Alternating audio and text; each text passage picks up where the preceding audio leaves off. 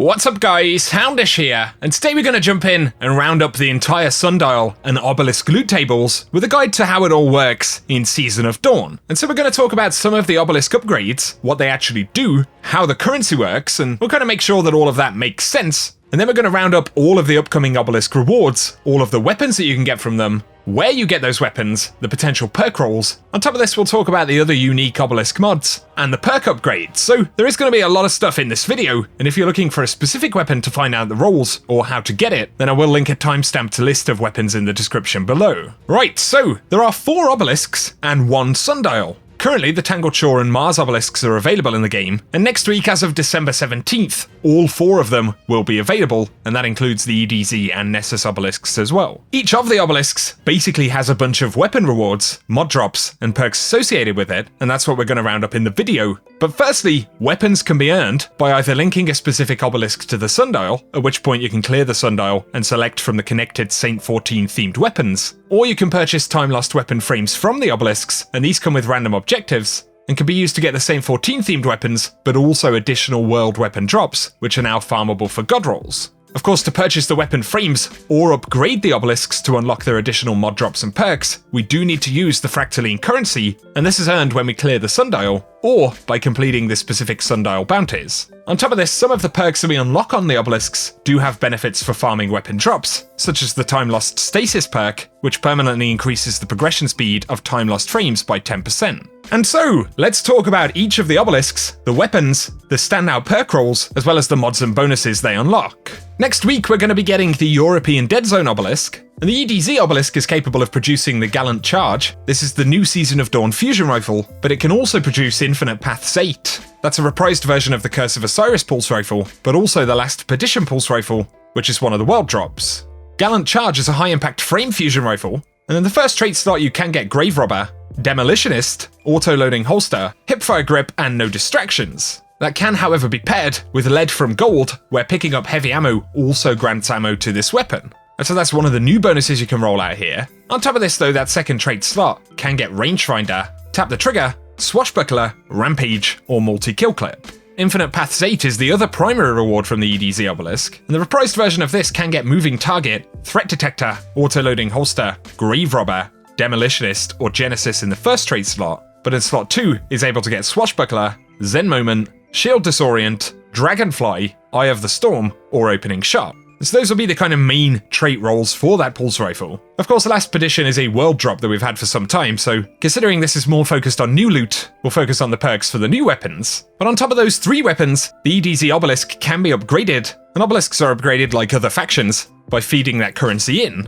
And it does feature 3 different tiers of the Vanguard Fractaline Extractor bonus. All of them will increase the chance to collect additional polarized Fractaline when completing strikes. And of course, if you get to tier 3, then you'll have the maximum upgrade version of that. But it also has Dusklight Extractor, where Fallen defeated with precision shots have a higher chance to drop additional Dusklight. And then there are 2 bonuses which affect the entire endgame associated with obelisks and the Sundial in general. So you've got Temporal Slipstream, and this permanently increases the quantity of rewards from the Sundial, and then Time Lost Stasis, which increases the progression rate of Time Lost weapon frames by 10%. Unlike the first 2 bonuses, when you apply these type of bonuses on an obelisk, they obviously affect that loot table and the game mode in general. Every obelisk will also feature some of the new Dawn armor mods, and there is a new Charged with Light mechanic that features into a lot of these bonuses. So for Precisely Charged, you can become charged with light by getting multiple rapid precision final blows with linear fusion rifles or snipers. There are other Dawn mods on the EDZ obelisk, such as Blast Radius and Quick Charge. But otherwise, that is the entirety of the loot table for the EDZ obelisk specifically. And so now essentially we see the same thing across all of the obelisks, but they have their own unique drops. So when it comes to Nessus, there are 3 different weapons. We've got the Patron of Lost Causes, and this is the new scout rifle from the Saint-14 set. But there's also a reprise version of Traveler's Judgement, and then a frame for the Jack Queen King 3.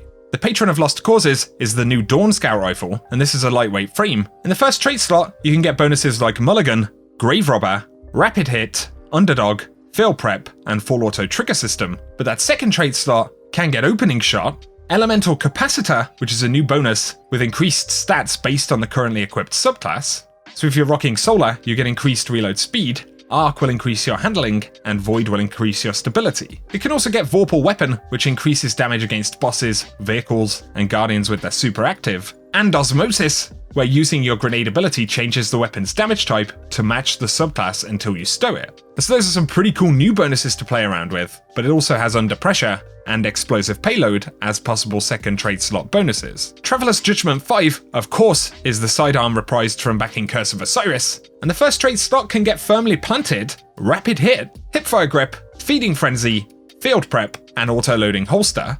Then the second trade slot can get Surrounded, Tap the Trigger, Headseeker, Disruption Break, Dragonfly, or Shield Disorient. And of course, we're not breaking down every single kind of slot mod that you can potentially roll on these weapons, but at least you can kind of skim through, see what the traits are, and if it can get the kind of traits you're interested in, then of course you can look a little bit further into the stats on the weapon and things like that. For the reprised Jack, Queen, King 3 though, of course that's the lightweight frame hand cannon from back in Curse. And for traits, you do have options of Auto-Loading Holster, Pulse Monitor, Ambitious Assassin, Demolitionist, Threat Detector, and Subsistence in slot 1, but then Snapshot, Rampage, High Impact Reserves, Dragonfly, Surrounded, and Swashbuckler in slot 2. So those are the 3 weapons, and of course the 2 weapons with the green frame are ones that you can acquire by linking to the Sundial or via the frame itself, but Jack, Queen, King will specifically have to be acquired via the frame. For the Nessus bonuses that you can unlock by upgrading the Obelisk, you have Data Lattice Extractor, and this goes up to tier 3, where Vex defeated with precision shots have an increased chance to drop additional Data Lattice. It also has Sundyne Fractaline Extractor 3 for an increased chance to find additional polarized Fractaline when completing strikes. And then it's got Time Lost Capacity 1, which permanently increases the inventory capacity of Time Lost weapon frames by 1. And Time Lost Stasis, which permanently increases the progression rate of Time Lost weapon frames by 25%. So there are some pretty decent bonuses here, but of course, you have to put quite a bit of currency into each of these obelisks to actually get those upgrades going. But EDZ has a few mods including Stacks on Stacks, where you'll gain an extra stack of Charged with Light for every stack you gain, and then you've got the mods Powerful Friends and Charged Up. And of course you can investigate those mods and potential new builds a little bit further inside of the game. But of course, for our currently available obelisks, we have Mars, and here you can get 2 of the Saint-14 themed weapons, so there is the Line in the Sand Linear Fusion Rifle, and Martyrs Retribution, which is the new grenade launcher. On top of this, it also has Bygones as a frame that you can pick up to farm for god rolls. But Line in the Sand is a precision frame linear fusion rifle, and in trait slot 1, you can get Rangefinder, Genesis, Moving Target, Threat Detector, Rapid Hit, and Under Pressure. But the second trait slot can get Rampage, Firing Line, and of course Firing Line could be a pretty interesting one on a linear fusion rifle. It can also roll Clown Cartridge, reloading this weapon randomly overfills it from reserves, and so that mod has been brought back and adjusted slightly, but there is the potential to roll Backup Plan, Auto-Loading Holster, and even Dragonfly, which is an interesting one. But the Martyrs Retribution is actually a new archetype of grenade launcher, so it's called Wave Frame, one-shot handheld grenade launcher. Projectiles release a wave of energy when they contact the ground. And so it's a pretty fun archetype right there, but trait slot 1 can get Auto-Loading Holster, Field Prep, Threat Detector, Genesis, or Underdog, and then trait slot 2 can get Elemental Capacitor. Of course, we covered that bonus a moment ago. It can also roll Lead from Gold, and then Moving Target, Rangefinder, or Demolitionist in that second slot as well. Of course, you probably know what a decent Bygones roll looks like already, and if you don't, it's one that you'll be able to look up very easily. But the Mars Obelisk comes with the bonus Seraphied Extractor. Cabal defeated with precision shots have an increased chance to drop additional Seraphied. Once again, there are 3 tiers of all of those perks. It also has Crucible Fractaline Extractor, which increases the chance of getting the currency after PvP matches. And then you have Temporal Slipstream to increase the quantity of rewards from the Sundial, and Time Lost Capacity once again to permanently increase the inventory capacity of Time Lost weapon frames by 1. And so as we unlock some of these bonuses on different obelisks, of course they're going to be stacking up, which is pretty good. But the Mars Obelisk does have 3 mods as well, so you've got extra reserves. While charged with light, defeating combatants with void damage grants a chance to drop special ammo, and this effect consumes all stacks of charges with light, but the more stacks you have, the higher chance of gaining the ammo drop. So that's a pretty cool one. It also has the Striking Light and Heal Thyself mods, and once again you can look a little bit further into what these bonuses do in game. But then finally we have the Tangled Shore, and here you can get the Steelfeather Repeater, and this is the auto rifle from the Saint-14 set. But there's also the Breachlight, which is the sidearm from that set, and then the Black Scorpion 4SR, which is a world drop, and you can get that one purely from the Tangled Shore frame. The Steelfeather Repeater is a rapid fire frame kinetic auto rifle, and in trait slot 1 you can get Grave Robber, Subsistence, Ambitious Assassin, Slideways, Feeding Frenzy, and Firmly Planted. The second slot, however, can get Surrounded, Elemental Capacitor, Swashbuckler, Osmosis, Multi-Kill Clip, or Vorpal Weapon, so that's actually a very good selection of potential bonuses there. But the Breachlight kinetic sidearm is Aggressive Burst, which is hard-hitting 2-burst fire,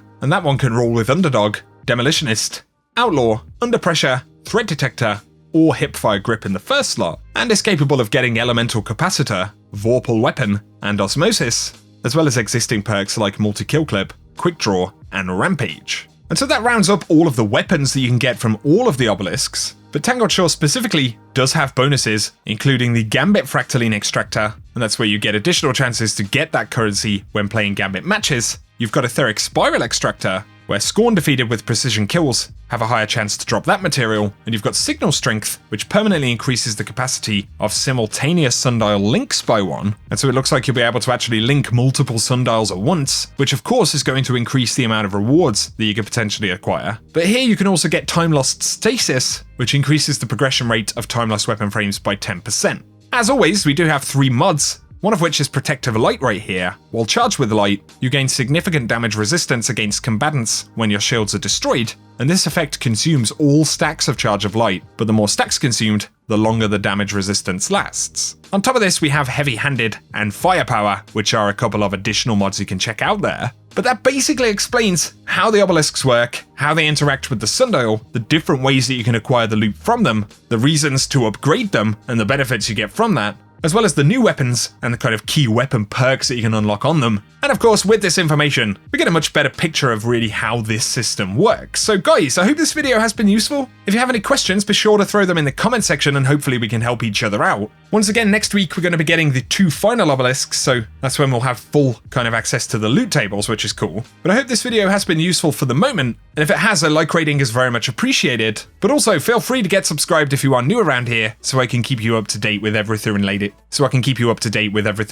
to Destiny 2. Otherwise, thank you as always for tuning in, guys, and whatever you get up to, I hope you have an awesome day.